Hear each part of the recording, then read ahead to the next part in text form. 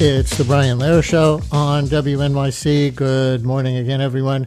Coming up later this hour, your 30-second eulogies for the penny on the week when the last ones were minted, or make up a new phrase to replace ones that use the word penny. That's coming up. But first, New Yorkers and others are continuing to ask, what does it mean that Mayor-elect Zohran Mamdani calls himself a democratic socialist? What will that mean in practice? Now, we know from polls and from our callers that the word socialist is not as toxic in American politics as it was during the Cold War, when the main threat to democracy in the world was perceived to be the USSR, the Union of Soviet Socialist Republics. Younger Americans don't have that in their experience and are frequently down on capitalism, which I don't have to tell you, they experience as failing to provide them a path to financial stability as much as it did for their parents or grandparents, or maybe never did en masse for African Americans and other economically marginalized groups. So the word socialism was not a disqualifier, obviously, because Mamdani got elected, and arguably it was even a political plus. And maybe that's why antagonists of Mamdani have ascribed other labels to him and his politics. Jamie Dimon, we talked about this earlier in the week, CEO of J.P. Morgan Chase, described Mamdani as, quote, more a Marxist than a socialist. Back in July of this year, I guess he thought socialist was becoming benign. He had to up the ante. Then there's President Donald Trump, who's repeatedly called Mamdani a communist. You've heard this probably, but here's 15 seconds of the president addressing the American Business Forum the day after the election. If you want to see what congressional Democrats wish to do to America, just look at the result of yesterday's election in New York, where their party installed a communist as the mayor of the largest city in the nation. Not a communist, as even Andrew Cuomo was quick to point out. But what do these words mean? Communist, Marxist, socialist, capitalist, democratic socialist versus social democrat. You know, social democrat is seen as a normal term, not a radical one. Like democratic socialism strikes more people here, a normal term in Europe. And social democrat versus democratic socialist, there are actually differences, at least in theory. For that matter, what's the difference in this country between a democratic socialist and a progressive? And where on this whole spectrum does the incoming mayor actually fall? How will he take his beliefs, whatever words you use, into leadership of New York City, the epicenter of capitalism, after all? How does a socialist in office actually govern under capitalism? We need a professor of political philosophy to sort this all out, don't you think? And luckily we have one. It's Carlo Invernizzi Accetti, professor of political science and executive director of the Moynihan Center at City College, the City College of New York, part of CUNY, of course, and author of the book 20 Years of Rage, How Resentment Took the Place of Politics. Professor Accetti, we are now students in your class. Welcome back to WNYC. Thank you. It's a pleasure to be here. Can we start with that Trump clip? Trump doesn't find it threatening enough to say democratic socialist, I guess. So he keeps calling Mamdani a communist. What's a communist? Well, all of these terms have different definitions that change over time.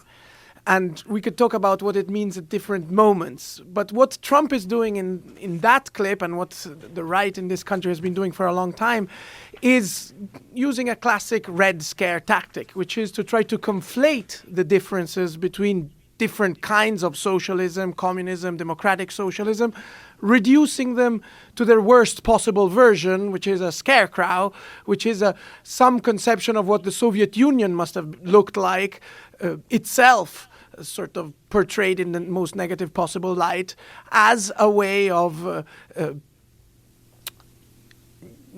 discrediting what they are attacking. And the Jamie Dimon quote, CEO of J.P. Morgan Chase, he must also have thought socialist was not toxic enough, because he said Mamdani is more of a Marxist than a socialist. What's a Marxist? Well, again, a Marxist is somebody that follows the philosophy of Karl Marx or subscribes to it in various possible ways. All of these terms have multiple definitions. I think what it meant to be a socialist or a Marxist in the 19th century and when Marx was writing is different what it is today. I think one way to begin getting our heads around these questions is to say, what is distinctive about Mayor Mamdani's own brand of socialism, and in what ways does it fit into a broader history of both American and international socialism? I think on that count, there's at least two senses in which, when Mamdani himself is asked, what does it mean that you're a socialist, he always refers to this concept of dignity, of human dignity that he subscribes to and wants to advance. And I think in that there are two core principles that we can get to that define what Mamdani's brand of socialism is, and then perhaps distinguish it from other types of socialism. I think on one hand there is an overcoming of what went for a long time as by the name of neoliberalism. And even large parts of the left in this country subscribe to a form of neoliberalism understood as the idea that the market is the best mechanism for distributing social goods. And that was an idea that even parts of the Democratic Party subscribed to in the 90s and early 2000s. And that the Mamdani strand of socialism wants to overcome and say, look, sometimes markets fail.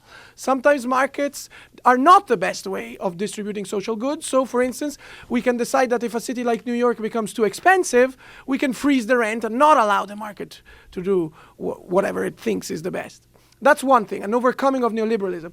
Another more distinctive aspect of Mamdani's socialism, I think, relates to a more recent feature of the left in this country, of the Democratic Party, is a particular way of politicizing identity politics, of identity matters.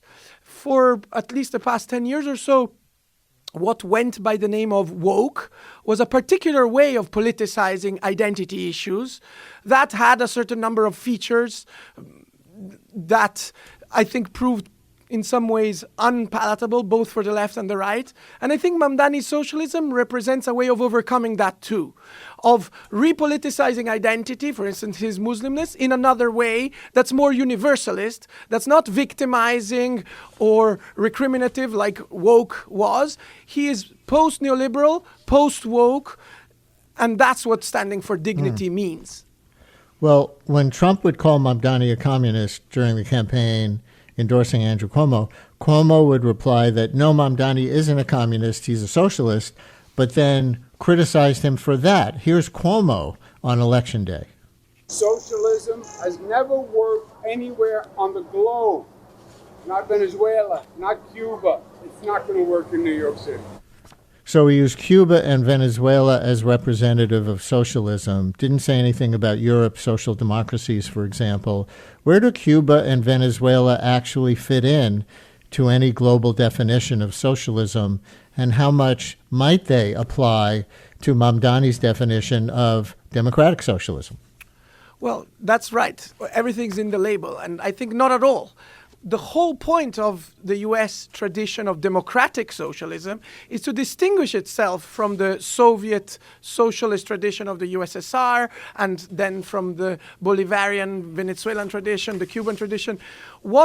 From the time of Eugene Debs in this country in 1912, who ran a socialist campaign in 1912 and got 1 million votes, up to Students for a Democratic Society in the 1960s, and the whole socialist tradition in the United States has always attempted to work within the American framework of democracy.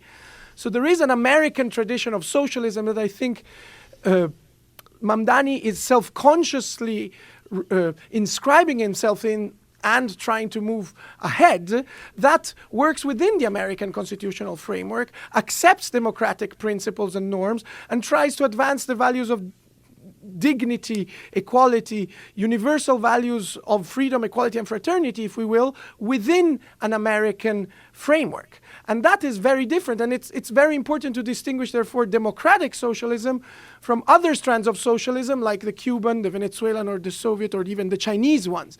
That is another type of willful confusion that enemies of Mamdani are trying to foster in order to delegitimize him. Some people are calling in and texting already. We'll get to some of you. 212-433-WNYC. So everybody has the number. Call or text 212-433-9692 with a comment or a question, since we are all now students in Professor Invermisi Accetti's political science class at City College. 212-433-9692. Here's a clip of then candidate Zohran Mamdani on CNN back in June before the primary. In this one, CNN's Erin Burnett asks about another ism, capitalism. Do you like capitalism? No, I have many critiques of capitalism. And I think ultimately the definition for me of why I call myself a democratic socialist is the words of Dr. King decades ago. He said, call it democracy or call it democratic socialism. There must be a better distribution of wealth for all of God's children in this country. And that's what I'm focused on, is dignity and taking on income inequality. Mamdani with Erin Burnett on CNN, and actually that was after he won the Democratic primary on June 26th. So Professor Mamdani often uses that Dr. King quote to define democratic socialism, a better distribution of wealth for all of God's children. Was Martin Luther King a socialist? Well, I think that's another really interesting move by Mayor Mamdani in inscribing himself in this distinctively American tradition of socialism that is democratic, and of course that Martin Luther King belonged to. Martin Luther King is another person whose legacy has been tried to be reinterpreted both by critics and by friends to sanitize it and simplify it. One of those things that I think is particularly interesting of Mamdani's brand of socialism, I was saying, is that attempt to move past the woke approach to identity issues and to reconfigure identity politics in a more universalist vein. And in that sense, I think the recovery of a figure like Martin Luther King, who during the civil rights movement absolutely thought that to advance civil rights for African Americans was co-original and inextricably inseparable from class politics and advancing the conditions of workers in the United States too. So this has been a long-standing debate even recently in the American left, whether identity or racial issues are prior to or separate from class or income distribution issues. And Mamdani here is, by appealing to Martin Luther King, is making a very valid point that they cannot be separate. They are co-original. And if you want to solve class issues, you cannot abstract from racial issues. And if you want to address identity, racial issues, you cannot abstract them from class issues. Mel in Manhattan, you're on WNYC. Hi, Mel. Hi. I just wanted to say a couple of things about the word Marxism. The first is that every socialist organization since the 19th century, DSA included, and socialist organizations of a very different stripe, study the works of Karl Marx. I'm sure you could find it on DSA's website. And secondly, what Marx meant in the 19th century is certainly, now people use it. Well, you're a Marxist. That means you're a terrorist. That means you're a part of a guerrilla army that wants to, attack Washington, D.C., or something like that. It's far from what Karl Marx meant. In the Communist Manifesto, the main reason that he wrote the manifesto, he and Engels wrote the manifesto, is to say that the liberation of the working class must be done by the working class itself. In other words, workers organizing themselves. And he used the word communism to distinguish it from socialism, which in those days, socialism tended more to mean schemes by some thinker who I'm going to come up with some way to reorganize society. And what Marx meant was simply, no, there are already active people, working people trying to organize for their own liberation. That's what I want to use the word communism, because to me, communism means that. So that's it. As a student of Karl Marx, would he have been for electoral democracy? Karl Marx was always for and the socialist movement was always for socialists running as socialists in, capitalist democracies. What he would not believe is that the elections in and of themselves would lead to socialism. Well, which means, Professor, that if you agree with the caller, he would have advocated other means than democracy. I don't know if that implies violence or, and of course we're not saying these things about Mamdani. That's part of the point. People are trying to tar him, like Jamie Dimon calling him a Marxist rather than a socialist. But is that a meaningful distinction that the caller makes? Right. I think Marx's own thought evolved over time. Initially, when he was younger, he was, like the caller was saying, for some kind of radicalized version of electoral democracy, and then later in his life did advocate for violent revolution and nationalization of the means of production, what he called the dictatorship of the proletariat. And just like Marx himself evolved, there's many different strands of Marxism. Some which do advocate violent overthrow of existing bourgeois institutions, and others which don't.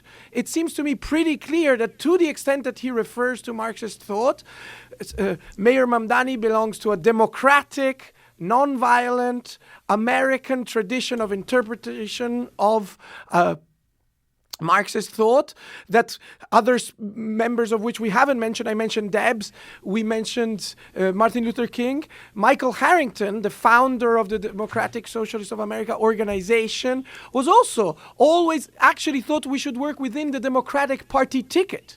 He described the DSA as the left wing of the possible, advancing always an agenda of dignity, of equality, but within existing institutions. So there's many Marxisms, but to the extent that Mayor Mamdani is a Marxist, he's certainly not a extremist, revolutionist, or violent, or terrorist, other things that he has been called by lazy people who don't want to actually understand what tradition he belongs to. So here's another Mamdani clip. This is from a YDSA, Young Democratic Socialists of America, conference in 2021. And this, as some of you listeners may know, went viral among conservatives over the summer, racking up at least 8 million views on X. You'll hear why. Let's take a listen. There are also other issues that we firmly believe in, whether it's BDS, right, or whether it's the end goal of seizing the means of production, where we do not have the same level of support at this very moment. And what I want to say is that it is critical that in the way that we organize, in the way that we set up our work and our priorities, that we do not leave any one issue for the other. Mamdani in 2021. He was already in the state assembly at that time. And I guess, Professor, he likely wouldn't say that now in that way, but he did offhandedly in that clip say that seizing the means of production is an end goal that he, quote, firmly believes in.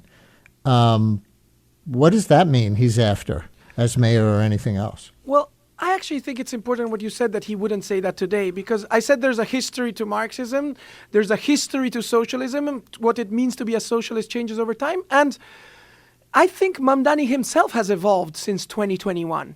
I actually respect him and admire him for the fact that he has moved on from certain positions that he might have had 3 or 4 years ago. The campaign that he ran for mayor, and what moved him, we all remember that in January of 2025, he was at 1%. And he won this election with over 50% of the votes. So what did it take to get that extra 49%? Well, it took a transformation, an evolution of his message, which I think it's a wrong thing to say that what he actually represents is what he stood for 4 years ago and that everything else is cosmetic. I think everything else is political. It's an evolution of his message. All of the socialist, for instance, iconography has been taken out of his campaign. There's no use of the red or of the symbology of the hammer and sickle. He's not run as a communist. He's run much more as an economic populist that wants to advance a message of affordability and has on the way picked up a lot of allies.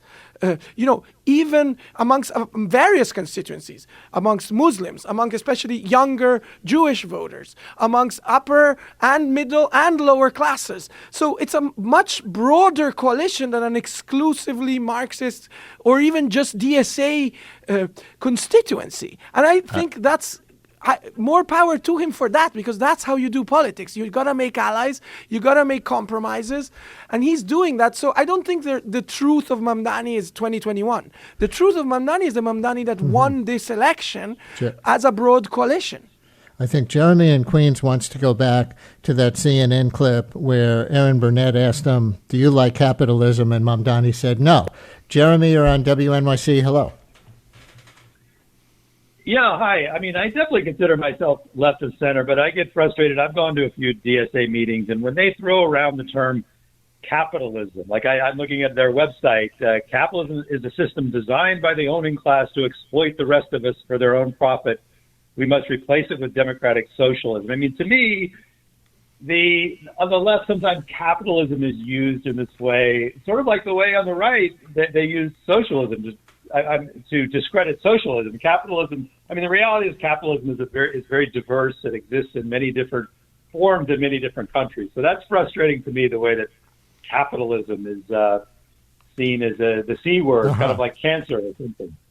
Thank you very much. And this brings us to the last clip that we're going to play. This is from a conversation I had here with Nobel laureate economist Joseph Stiglitz for our segment, 100 Years of American Capitalism, last year. And you will hear what label this progressive economist uses for himself and how he distinguishes it from democratic socialism. This starts with my question about his label for himself, which is progressive capitalist. How different, after this whole 100-year arc of history, how different is your progressive capitalism, as you call it, from, say, Bernie Sanders' democratic socialism? Are they the same thing but using those competing words, or are they really different? No, they're very, very similar. And I sometimes say that if I had written the book in Europe, I would have subtitled my book focusing on a rejuvenated social democracy. And let me emphasize one thing that is in Bernie Sanders' language that is missing in my term progressive capitalism, and that is the role of democracy.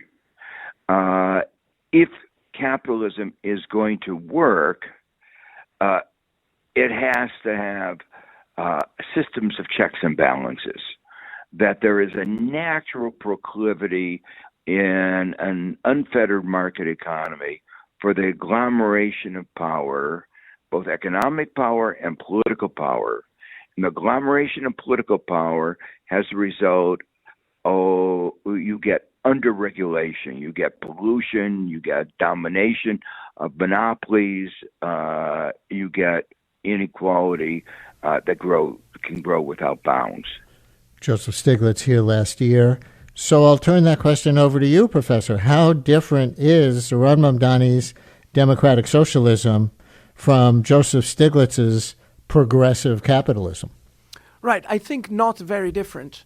I 100% agree both with Professor Stiglitz and with the previous caller that there are varieties of capitalism. And it's a mistake, by the way, that in part the left is itself responsible for the reasons you pointed out, because by symmetry, like the right wants to pinpoint communism as a bugbear, sometimes the left wants to pinpoint capitalism as a bugbear and then often reduces it to an essence that it doesn't have. So the left is responsible for this idea that there's only one type of capitalism. The reality is that's false. In the 1920s in the United States, we had laissez-faire capitalism. Then we had the New Deal, and there was a lot of state intervention and regulation into capitalism in order to make the system of private property sustainable, which involved a lot of compromises on capitalist principles.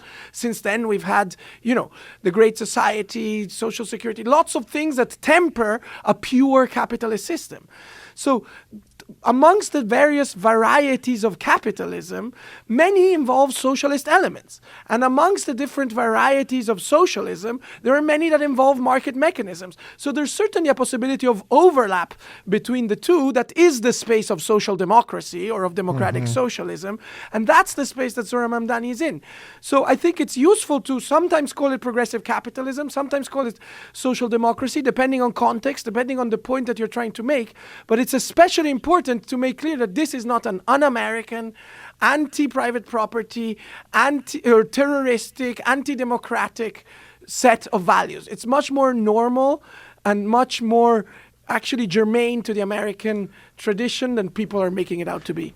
Oh, so the last thing I want to do is see if you think there's a distinction between social democracy, which is what they tend to say in Europe, and democratic socialism, which is what Mamdani and the DSA call it here. And I'm going to set this up with David in Englewood, who I think is going to say they don't really practice socialism in Europe. David, you're on WNYC. Hello.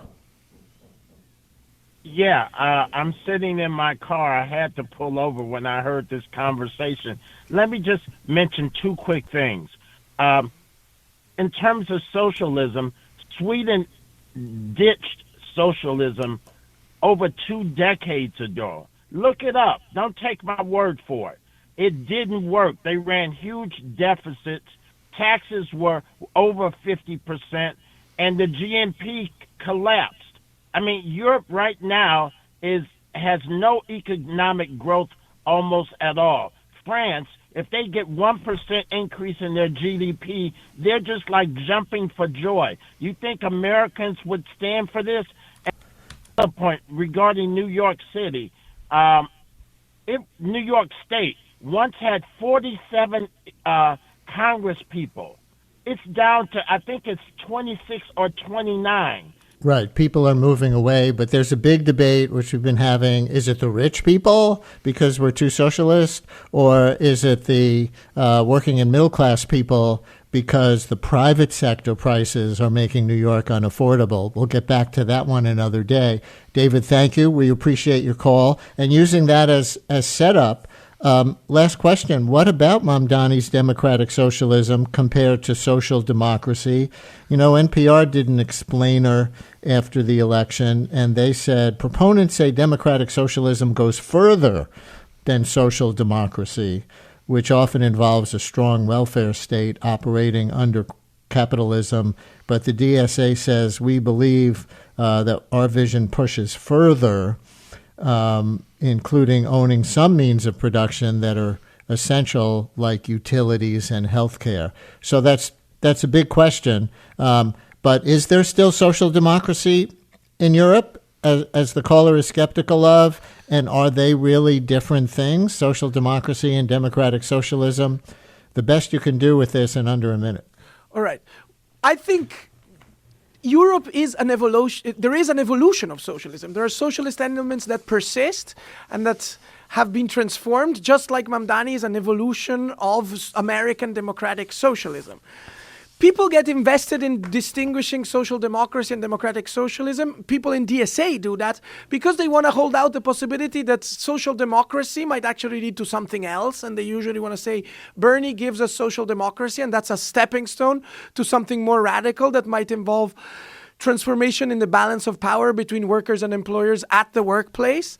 And maybe social democracy is the stepping stone for something else that could be called democratic socialism. But it seems to me what won this election was pretty much something that in Europe goes by social democracy. Here is called democratic socialism, could also be called progressive capitalism. And that's Mamdani. Mamdani, I think rightly so, is less interested in drawing these distinctions and more in making friends and bringing people onto an agenda of greater dignity for New Yorkers. So all this understanding that we were trying to do in this segment of all these political philosophies are beside the point, you're saying. They're intellectually interesting, but what won the election was the capacity to move past these distinctions. You know, Lenin once said one of the infantile disorders of the left is its tendency towards fractionism. And one of the interesting things of DSA is that as an organization, it was one of the few left-wingers organizations that was not born out of a split, but out of a fusion. And in that tradition, one of the things I think is interesting of Mamdani's socialism is its, if I dare say, its Catholic components, its capacity to integrate, to bring together different strands, different coalitions, rather than to split hairs. Ending with small c Catholic. Carlo Invernizzi Accetti, professor of political science and executive director of the Moynihan Center at City College and author of the book 20 Years of Rage, How Resentment Took the Place of Politics. Thank you so much for joining us. Thank you.